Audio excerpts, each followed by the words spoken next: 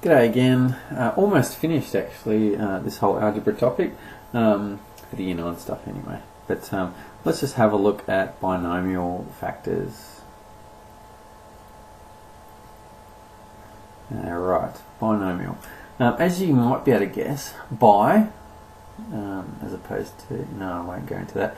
Bi means 2 and nomial means a polynomial, okay?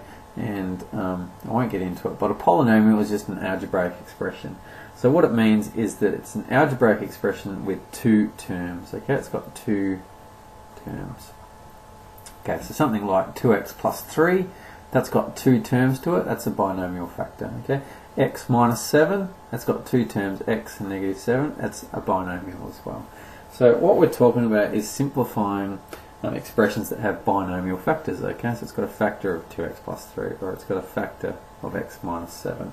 What I'm going to do is go straight into an example. There's no better way to show this than by an example, okay?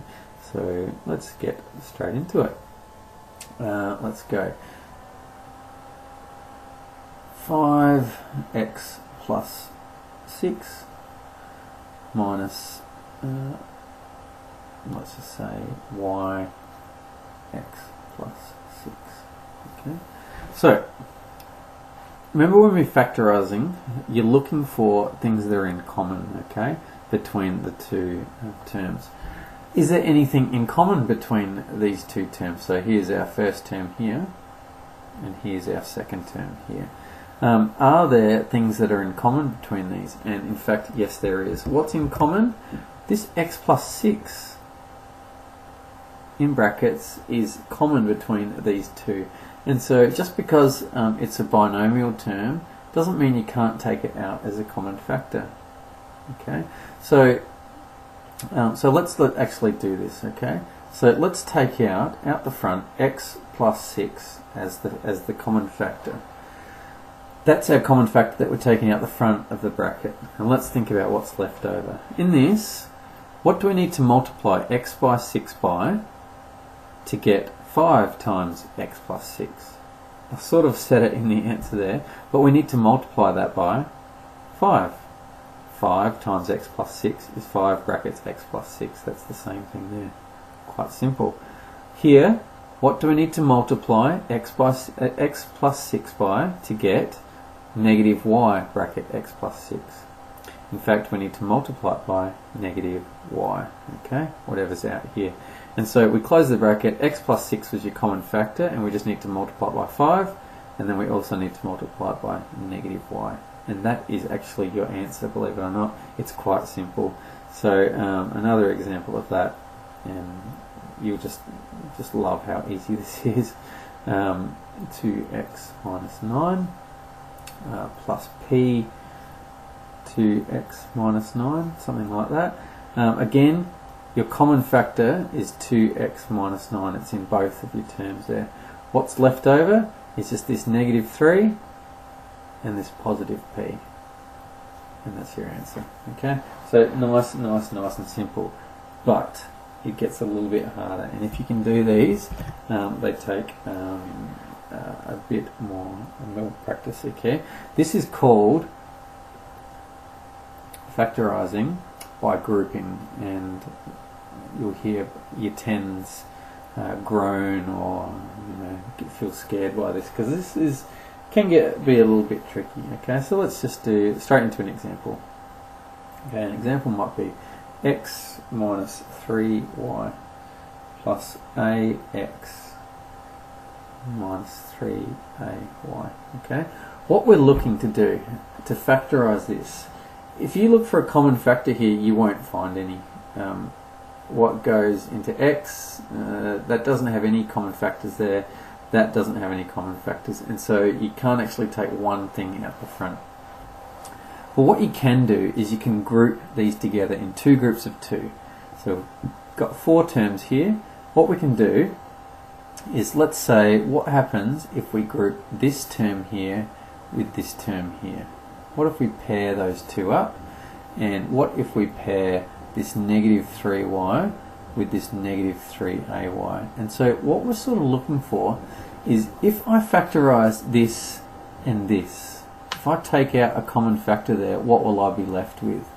And if I take out a common factor of this, what will I be left with? And that's what we're trying to figure out. And let me just do this, okay? So, as if you won't let me do it.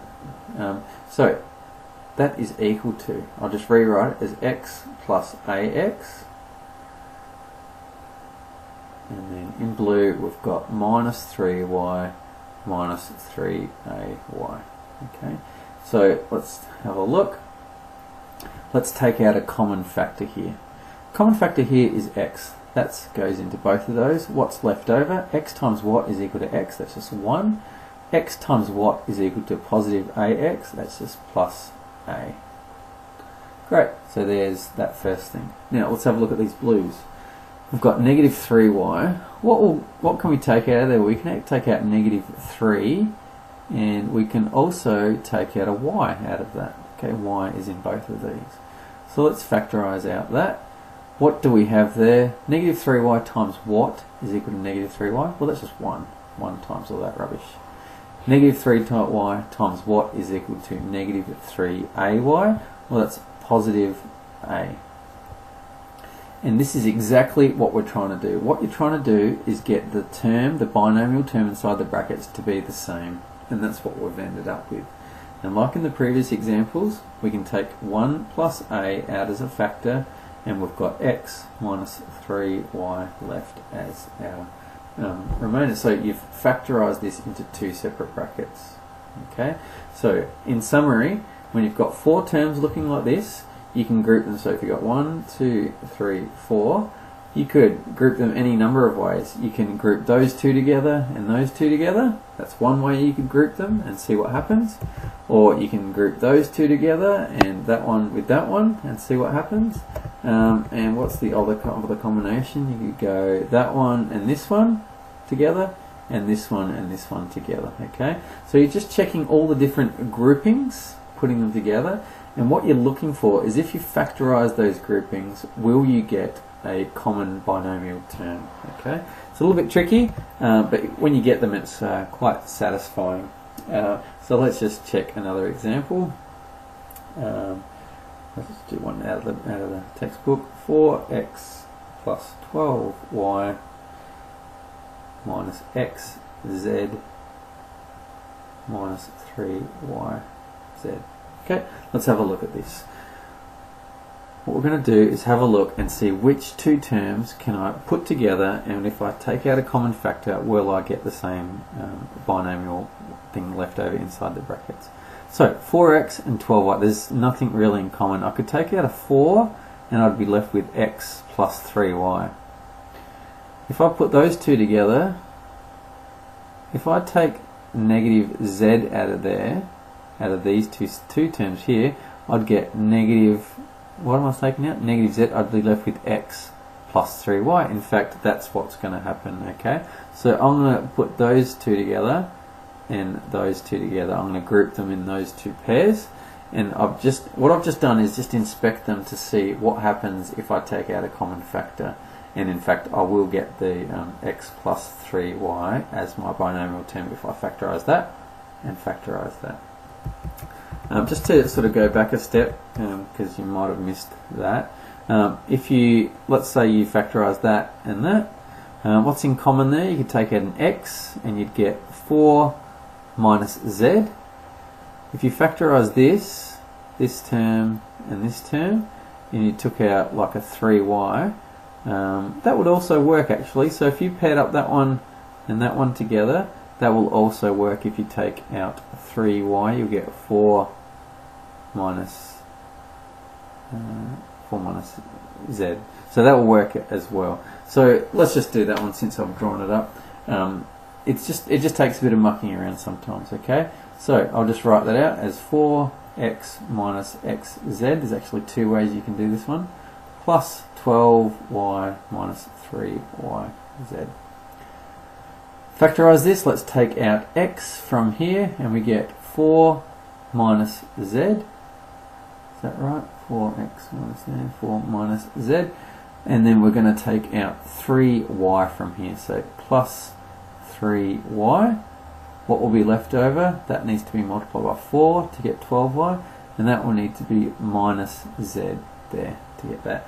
And voila, we've got the two binomial terms here. So you write 4 minus z as your common factor. What's left over? X plus 3y. X plus 3y. They're a bit of fun. Give them a go. It takes a bit of mucking around sometimes. See if you can do it.